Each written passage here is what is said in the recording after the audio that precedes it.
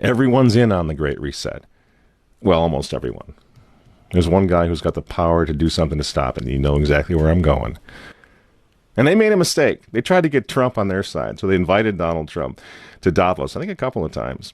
But in January, when Donald Trump, I think, really began to see the beast that he was up against, he went to Davos, to the World Economic Forum, and he stuck a mega finger in their eye. We're committed to conserving the majesty of God's creation and the natural beauty of our world. But to embrace the possibilities of tomorrow, we must reject the perennial prophets of doom and their predictions of the apocalypse. These alarmists always demand the same thing: absolute power to dominate, transform, and control every aspect of our lives. We will never let radical socialists destroy our economy, wreck our country. 2 days after Donald Trump gave that speech, the 89-year-old leftist weirdo billionaire George Soros made an emergency intervention where, at Davos, once again, warning that the U.S. 2020 election will determine the, quote, fate of the whole world. Now, in the context of Davos, take a look at this one more time. This is a month after Donald Trump addressed Davos and stuck the MAGA finger in their face. Here's what Francis, the Vatican, and Jeffrey Sachs had to say in response. And it is a dangerous country right now. It will be absolutely dangerous if Trump wins re-election. Trump wins re-election. Trump wins re-election. Francis invited this guy to the Amazon Synod as an honored guest and advisor. He's also Bernie Sanders' advisor.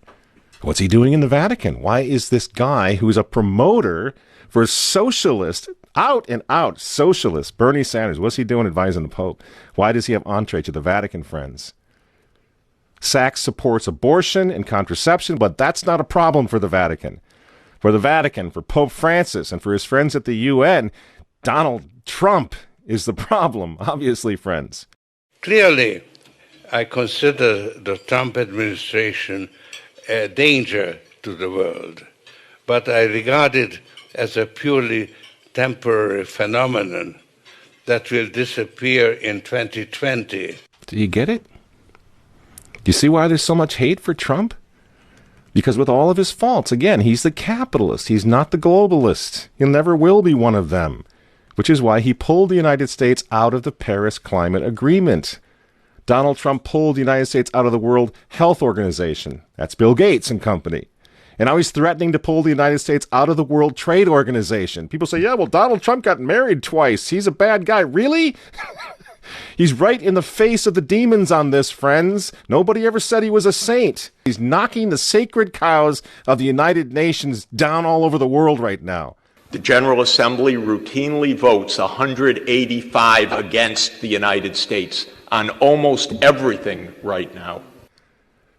And you remember, speaking of the United Nations, in November of 2019, again, right before COVID landed, Trump went to the UN, on the floor of the General Assembly, and he declared war on globalism.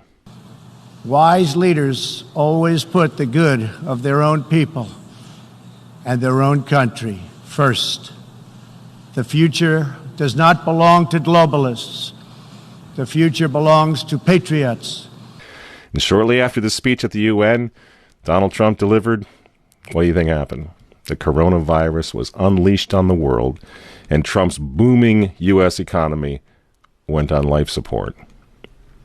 Do you think that was an accident? So when they tell all of us to stay home, wear your mask so grandma doesn't get sick, please understand what's really going on here. They don't care about your grandmother. They don't care about old people, these people. They don't care about babies. They want them aborted so that they can save the common home. Abort babies, millions of them all over the world. They don't care about babies. They don't care about old people. In fact, if you want to save your grandma, tell the globalists to stay the hell away from her. You remember how some of them, like Cuomo and characters like this, were running COVID recovering patients through nursing homes? That's how much they care about grandma. And the name of the game now is to bring the United States economy to its knees, get it out of the way, so that everyone will want the Great Reset. make the new normal so intolerably abnormal that even you and I, maybe, at some point in the near future, will be begging for the vaccines because we'll be driven crazy by that point. Begging for whatever else is going to keep us safe according to our jailers and our handlers and our zookeepers. You see? That's what they want. That's why they keep using this term, new normal. You know what we do to fight back? Go to work. Go back to school. If you're healthy, take off the mask. And for heaven's sake, go back to church and pray that Trump wins in November. That's what the reset was all. That's what the Russia hoax was all about. That's what the impeachment hoax was all about. Don't you see? For 4 years, they've been trying to stop this man because if he strengthens America, if he makes it great again, if he brings the economy back again, the reset won't happen. The New World Order is going to be set way back. Who knows when they're going to have another COVID opportunity like this one again, and they know it.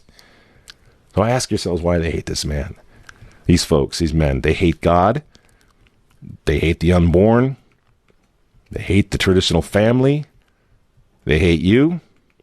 And they hate Donald Trump, whose political opponents, by the way, right now are knocking statues of saints to the ground. They're beating up cops, and they're burning flags. You say you don't like Trump. I'm sorry, friends, but who cares? That doesn't really matter anymore. What you think of Trump's personality or his tweets. Look at the big picture. The choice is simple, friends.